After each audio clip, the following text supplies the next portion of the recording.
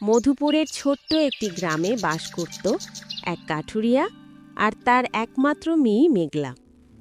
জঙ্গলে কাঠ কেটে কেটে তাদের জীবন চালত।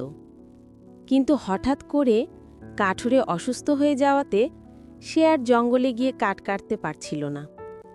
এদিকে খাওয়ার মতো কোনো কিছু তাদের কাছে না থাকাতে কাঠুরিয়া সারাক্ষণ মেয়েকে নিয়ে টেনশন করত।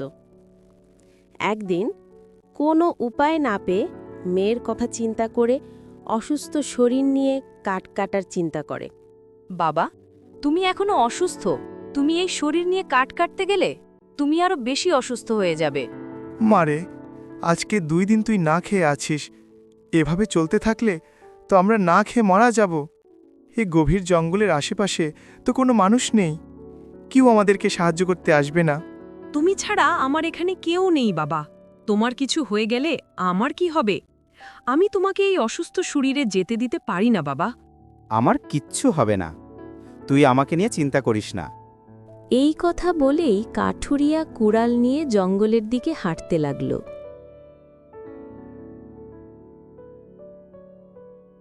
আজকে কিছু কাঠ বাজারে নিয়ে বিক্রি করতেই হবে। আর কতদিন এভাবে চলবে? ওদিকে মেয়েটাও না খেয়ে আছে। আমি না আসা পর্যন্ত আমার অপেক্ষায় তাকিয়ে থাকবে। অল্প কিছুক্ষণ সামনে এগোতেই তার নজরে পড়ল একটা হরিণ মাটিতে পড়ে কাতরাচ্ছে। মনে হচ্ছে কোনো শিকারী কবলে পড়ে হরিণটা মাটিতে অসুস্থ হয়ে পড়ে আছে। দেখে মনে হচ্ছে হরিণটাকে কেউ আঘাত করেছে। এটার শরীর থেকে তো রক্ত ঝরতেছে। কি করি এখন? আমাকে বাঁচাও, আমাকে মেরো রা। কি আশ্চর্য! এই হরিণটা তো দেখি কথা বলতে পারে। তুমি আমাকে বাঁচাও, আমি তোমার কোনো ক্ষতি করব না। এখন আমি কি করি? এদিকে আমার মেয়েটা না খেয়ে বাড়িতে আমার দিকে তাকিয়ে আছে। এখন আমি যদি কাঠ কেটে না যাই, তাহলে তো আজকেও মেয়েটাকে খাবার তুলে দিতে পারবো না। কিন্তু হরিণটাকে তো এভাবে রেখে যেতে পারি না। কোনো উপায় না পেয়ে কাঠুরিয়া হরিণটিকে তার সাথে বাড়িতে নিয়ে গেল।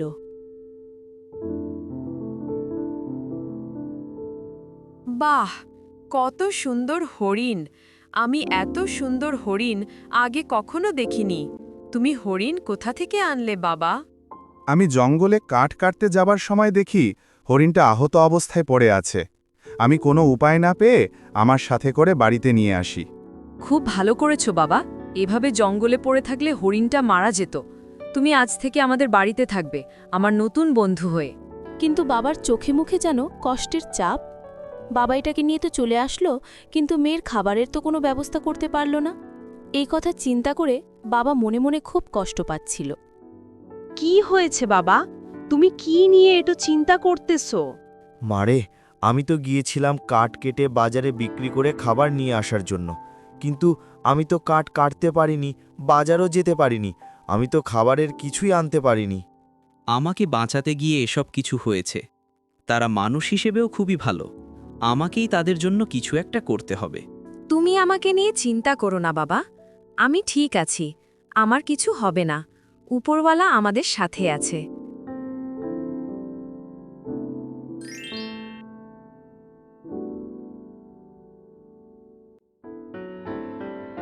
মেঘলা যখন ঘরে আসলো, এসে খাবারগুলো দেখে আশ্চর্য হয়ে গেল। এ কি? এত খাবার? এত খাবার আসলো কোথা থেকে? বাবা তো বলল কোনো খাবার আনেনি। তাহলে খাবারগুলো আসলো কোথা থেকে? আমি একসাথে এত খাবার কখনো দেখিনি। কি সুন্দর খাবার! খাবারে কি সুন্দর গ্রান! মনে হয় যেন স্বর্গ থেকে খাবারগুলো এসেছে। যাই, বাবাকে ডেকে আনি। কাঠুরিয়া ভিতরে এসে খাবারগুলোকে দেখে অবাক হয়ে যায়। সেও মনে মনে ভাবতে লাগল, এতগুলো খাবার কোথা থেকে আসলো? আমি তো আজকে কোনো খাবার আনিনি।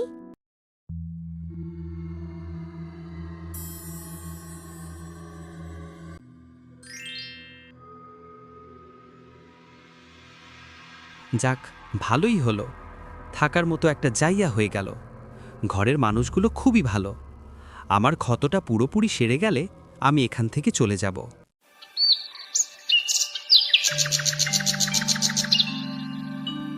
ও, ঘুমটা যা হয়েছে না! যাই, এখন জঙ্গলের দিকে যাই। হরিণের ব্যাস নিয়ে সে সামনের দিকে যেতে লাগল। ওদিকে কাঠুরিয়ার মেয়ে হরিণটা জঙ্গলের দিকে যেতে দেখে তার পিছু পিছু যেতে লাগল।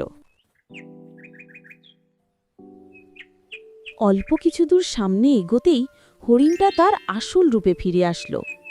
এই দৃশ্য দেখে তো কাঠুরিয়ার মেয়ে অবাক হয়ে তাকিয়ে রইল।